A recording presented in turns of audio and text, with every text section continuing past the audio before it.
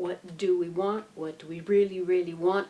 Justice. What do we need? What do we really, really need? Justice. The great majority of us, the 99% of us, and especially black people and brown people and LGBTQ people and people who are considered to be immigrants and people who have mental issues and poor people have no justice at all here in the United States. But that kind of prejudice, that kind of discrimination, that kind of racism, that kind of white supremacy exists in other places too. So it also exists in Palestine. Palestine is illegally occupied by war criminal, apartheid, terrorist Israel. And Palestine was illegally partitioned by the UN in 1947. The UN has no jurisdiction to come into a country and partition it. And more than half of the state, more than half of the land was given to European Jews who had survived the Holocaust. That is just wrong. That is racism. That is white supremacy. More than $10.5 million of our taxpayer money goes to the illegal, war criminal, apartheid terrorist state of Israel every single day. The U.S. government has never asked the American people, do we want that money spent over there to enable war crimes, crimes against humanity, and crimes against peace to be committed on a second-by-second basis against the Palestinian people, at the same time that our government tells us that there is no money for health care for all. There is no money for affordable education. There is no money to build affordable housing. That is total BS, because the money exists, it's just where it's being spent. So I am calling for justice. Justice for everybody. Stop the illegal apartheid terrorist state of Israel from committing its crimes. If the United States stops giving all this millions of dollars every single day to that war criminal apartheid illegal state, they cannot continue to commit the war crimes they're committing in the name of Jews. And it's wrong, because it's a Zionist state. And Zionism is racism to the nth degree of racism. So learn what you can about all the crimes that Israel is committing. Do not support that horrible state. It's wrong.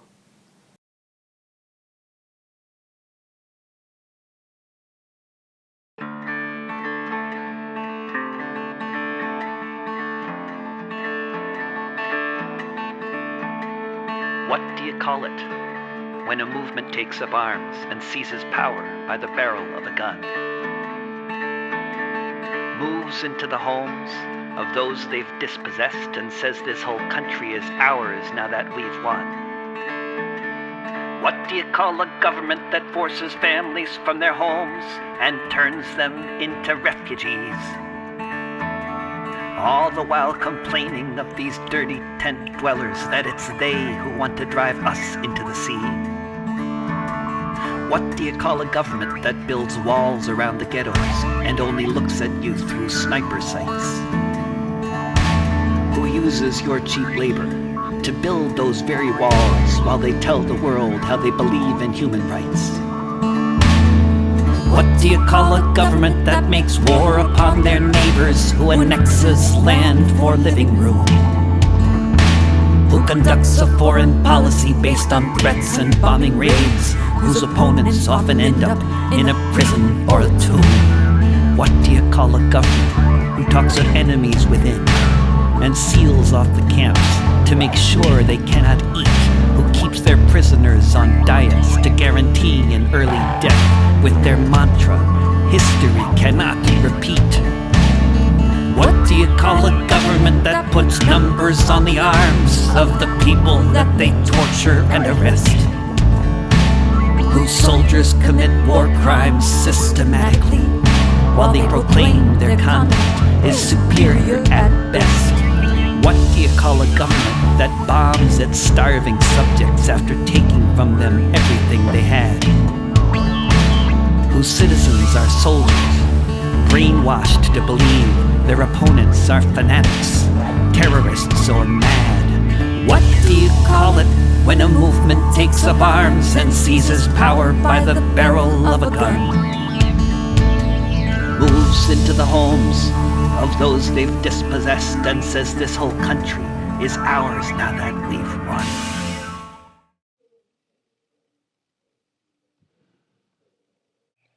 This is Crypto News and Investigative Reports. My name is Frederick Roberts. What you're looking at is headlines that read, Church ministers used influence to exploit Bitcoin worth millions in a Ponzi scheme.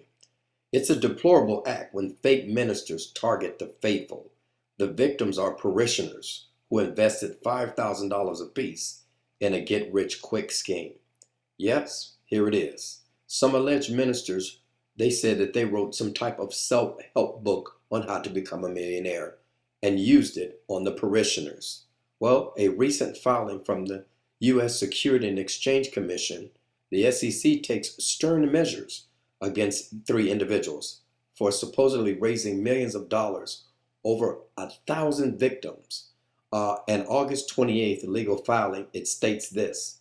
From 2017 to May 2019, the 3 defendants, Jaleel, Firmpong, and Johnson, they created 2 different companies. One was called Smart Partners. The other company was called First Million. These companies fraudulently raised more than $27 million from approximately 1,200 investors from the African Immigrants Group. These were African immigrants that came to the United States.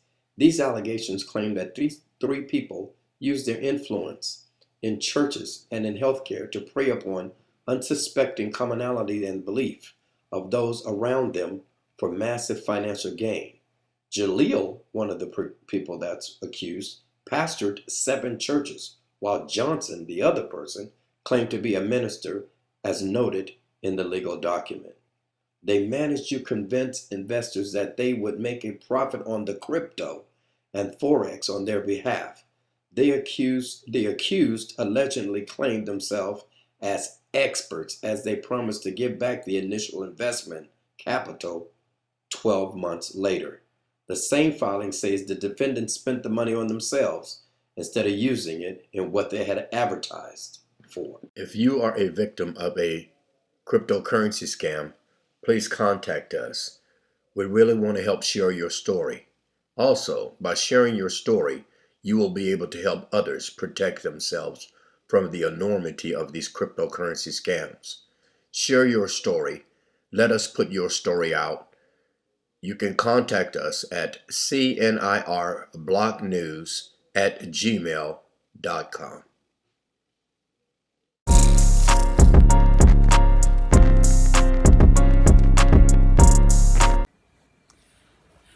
Rejoice in the Lord always, and again I say rejoice. Rejoice in the Lord always, and again I say rejoice. Rejoice, rejoice, again I say rejoice. Rejoice, rejoice, and again I say rejoice. Hallelujah. You might wonder, what is there to rejoice about? Well, I thank God that I don't have to sit in front of a TV and hear gloom and doom all day. Glory to God. But I'm grateful to be alive at 75. I thank God that He has saved me and He has kept me, and that we know Him as a healer and we know Him as a provider. And so I rejoice when you think of the good things and smile. Amen. Smile every now and then. Amen. It lifts your spirits and brightens your world. Lift up your heads, O ye gates, and be ye lift up, ye everlasting doors, and the King of glory shall come in. The King of glory shall come in. Wonderful. The joy of the Lord is my strength. The joy of the Lord is my strength. The joy of the Lord is my strength. The joy of the Lord is my strength. If you want joy, you must leap for it. If you want joy, you must leap for it. If you want joy, you must leap for it. The joy of the Lord is my strength. The joy of the Lord is my strength. The joy of the Lord is my strength. The joy of the Lord is my strength. The joy of the Lord is my strength. I sing because I'm happy. I sing because I'm free, for his eye is on the sparrow, and I know he watches me. I sing because I'm happy. Yes, I sing because I'm free, for his eye is on the sparrow, and I know he watches me. Good News TV, a show that promotes positive relationships between police and Black people. I'm your host, Rita Guest, and I'm interviewing Captain Ta of the San Jose Police Department. Hi, Captain Ta, how are you? I can't hear you. Let's see. Did you unmute yourself? Hello, Rita. How are you? I am awesome. How are you? You look great. Oh, you look fantastic. Well, COVID has not affected you at all. I hope it never does.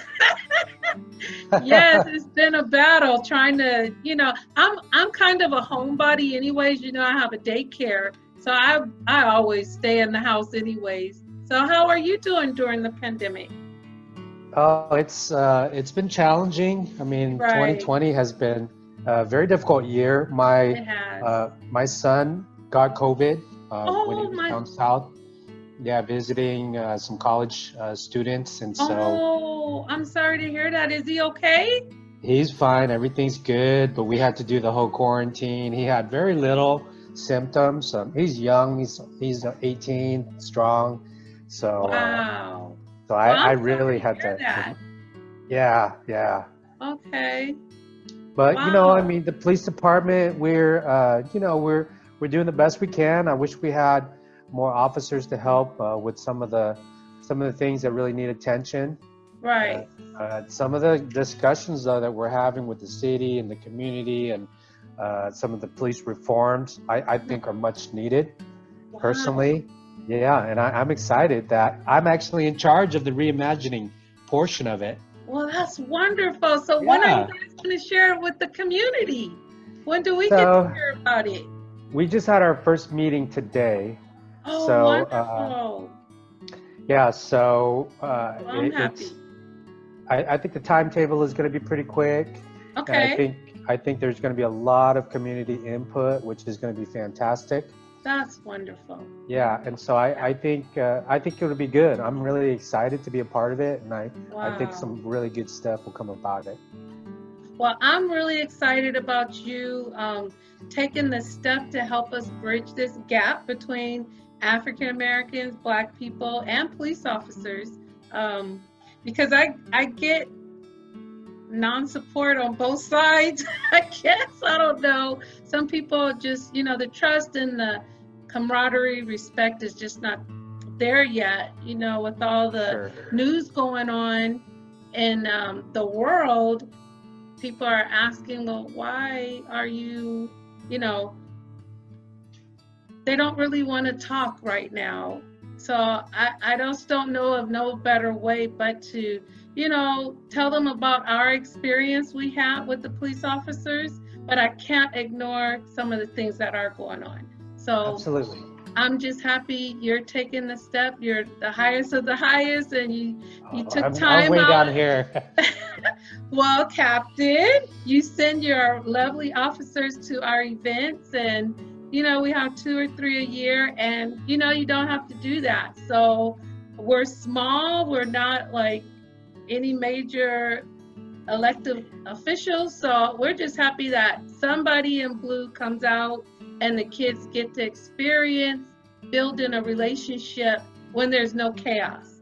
So I know that is probably not the norm that happens, but we're hoping it could get that way and we could show people some of the events we have. There's kids smiling, police, everybody's having a good time. We're getting to know each other. So I wanted to thank you from the bottom of my heart that you take the time to send and take extra precaution to make sure that the police officers that do come are pretty nice to the people in the community.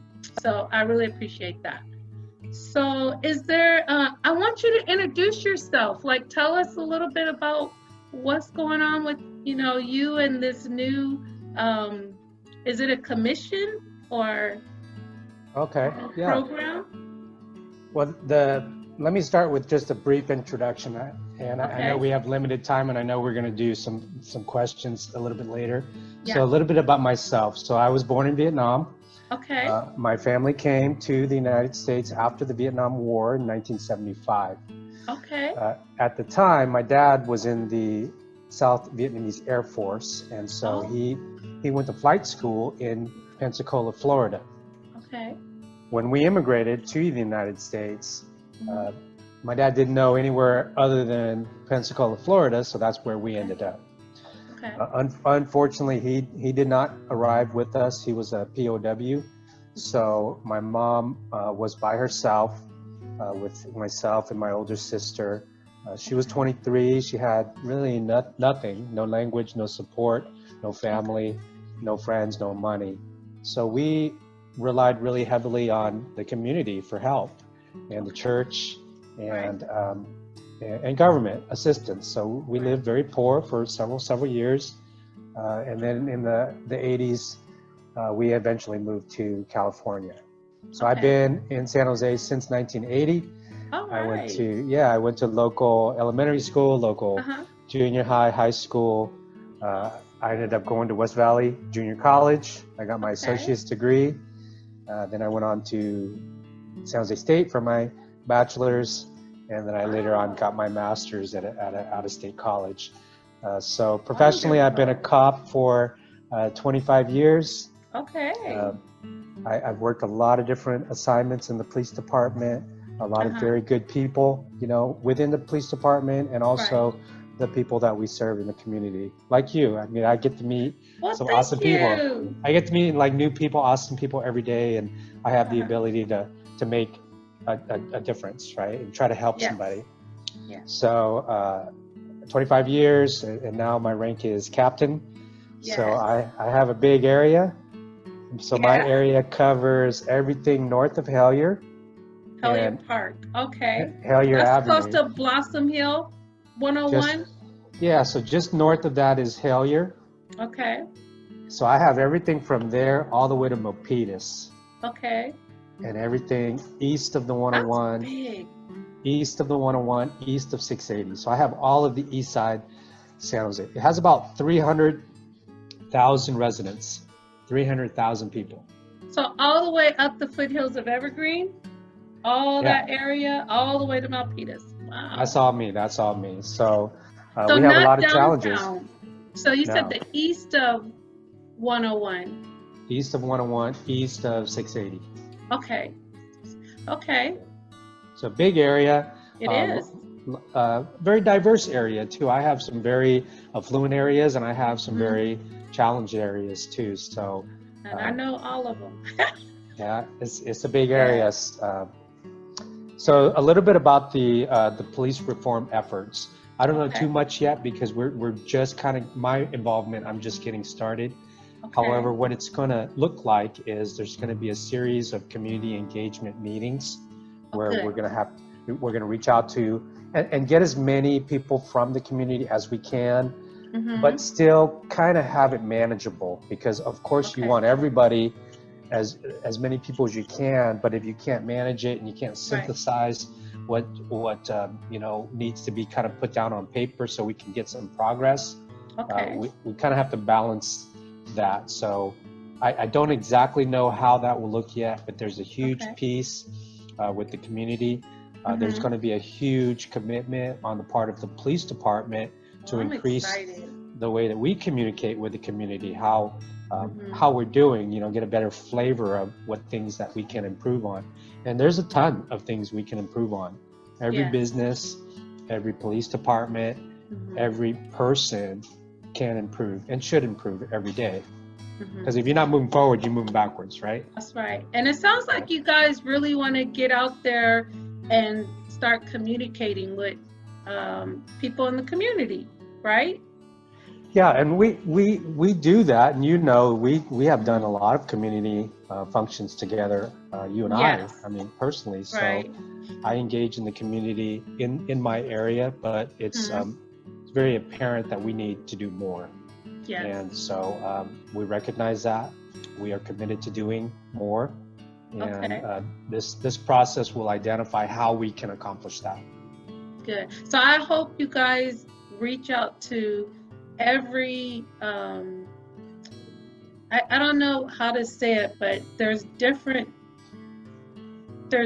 levels of people's education and income background. So how will everybody get represented in the community that don't normally go to neighborhood associations, don't have degrees, aren't educated, and they may have had some interactions with police officers that weren't positive, but they did their time, for the crime, but they still want to have a better relationship and not have PTSD when they come in contact with police officers. So will those people be included in your new program? I don't think anybody will be excluded, but like I was kind of telling you, we're going to have some capacity issues. So I think, and I'm speculating on some of the logistics, but we're going to hire somebody that's a professional engagement person to help us. It's not just going to be officers just kind of arbitrarily just going out certain areas and including certain people and not. So we're using an independent. We're using an independent person to really kind of help us do this equitably.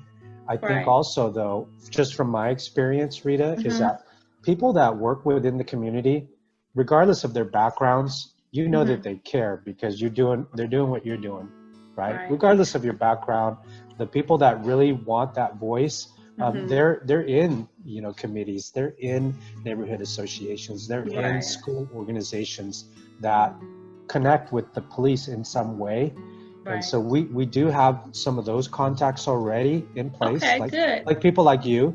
But of course, there'll be outreach efforts to try to expand that so we have everybody's kind of voice somewhere in that process. So that's wonderful. So everybody will feel like they're being heard, and it won't be us against the police or the police against them or them against everybody. So I just think it's good for the police to have like a non-biased, non-political stance, especially when they're arresting people or stuff like that. But I'm excited to hear when this all comes out, and I want to get to the questions because I know you have limited time, and it could be over at any time you want. It could be, this interview is going to be edited into I don't know if we're going to do a live show. And so the idea of these questions, we want to interview police officers and highlight police officers in communities, and also people of color. We want to highlight them too because they get a bad rap when it comes to being involved in the community. And so we're just trying to highlight both sides. And we're going to keep these questions the same numbers, and hopefully people can add on, or if somebody has a question, like you highlighted 9, and I thank you for that.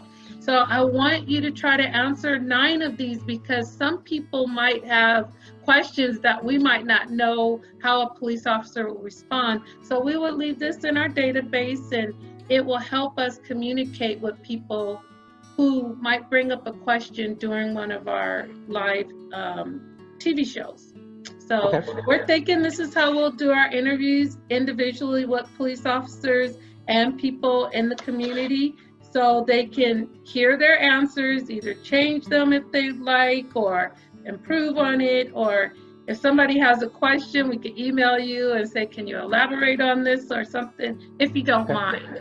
Okay? Of course, of course.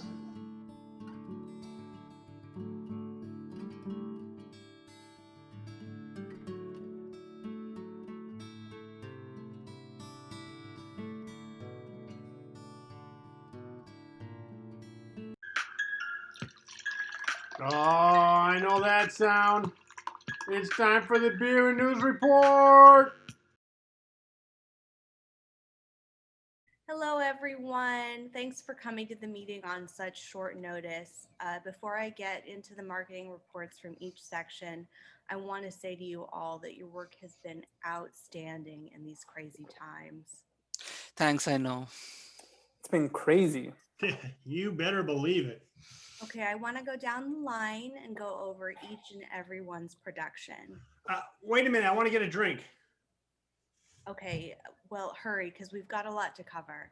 My fridge is right here. Only take me a second. Oh my gosh. Hey, are you in a different time zone? Because it looks like the full moon came out over there. Art, what are you doing? I'm just getting a drink. Is that your version of a vitamin water? We're drinking non-alcoholic drinks here. I don't think you understand the concept of work from home. Hey, this is light beer. We used to have beer at lunches back when we were going to the office. Oh. Did you just fart?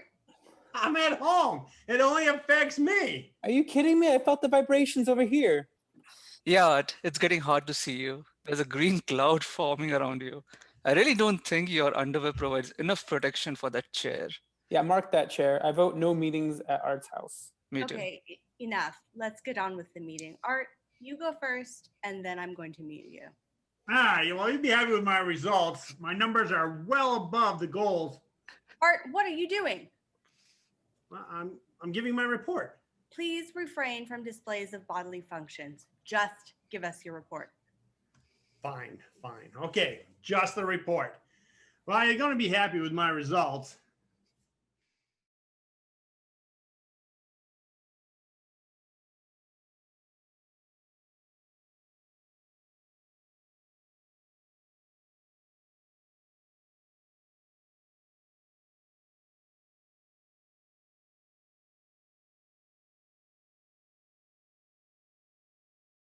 Hello everyone, welcome to Quarantine Cocktails. I'm your host, Summer Rose Perry.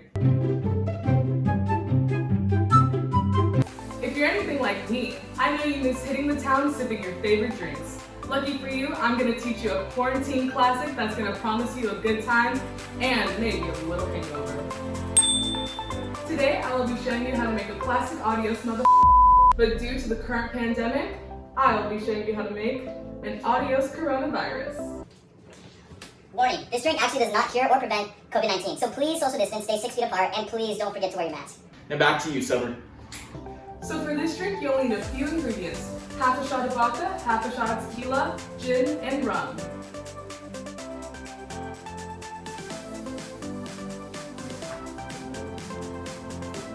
And then now we have sweet and sour. Add just a bit of that. And then, to top it off, the blue liqueur. And now we're gonna go ahead and shake it up. Now that it's shaken up, just grab a clean glass with a little bit of ice and go ahead and pour it in. And then to garnish, just take a little bit of lemon juice, go around the rim with it, and then leave it there. Pinkies up. Ooh, that's the best one I've ever tasted. For those who have little ones, we have the perfect mocktail that looks just like mommy and daddy's adult juice. One recipe's enough, we don't have to teach you another. And the best part is, you can drink the rest of their mocktail for your hangover in the morning. Adios, coronavirus.